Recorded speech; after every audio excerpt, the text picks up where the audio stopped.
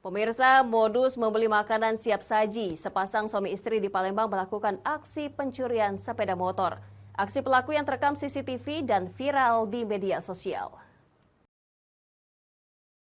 Aksi pencurian sepeda motor yang diduga dilakukan Pasutri terhadap motor milik pengunjung warung makanan siap saji yang terekam kamera pengawas ini terjadi di Jalan Kimarogan, Kecamatan Kertapati, Palembang. Dalam rekaman CCTV, pelaku perempuan masuk ke warung sembari menggendong anaknya untuk membeli makanan.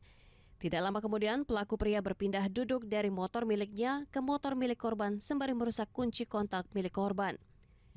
Setelah pelaku perempuan selesai membeli makan, pelaku pria kemudian kabur menggunakan sepeda motor korban dan pelaku perempuan kabur dengan sepeda motor miliknya. Menurut keterangan pegawai warung siap saji, saat terjadi pencurian, pemilik motor sedang asik makan di dalam dan baru mengetahui saat hendak pergi dan melihat rekaman CCTV. Korban dan pegawai tidak curiga dengan pelaku karena perempuan tersebut membawa anak dan pergi bersama suaminya. Terus? Ya sih itu udah tuh. Posisinya tuh ada yang beli dah tuh. Sepasang kan. Dia nih beli nasi sini. Dan kakak itu udah deket motor dia nih lah.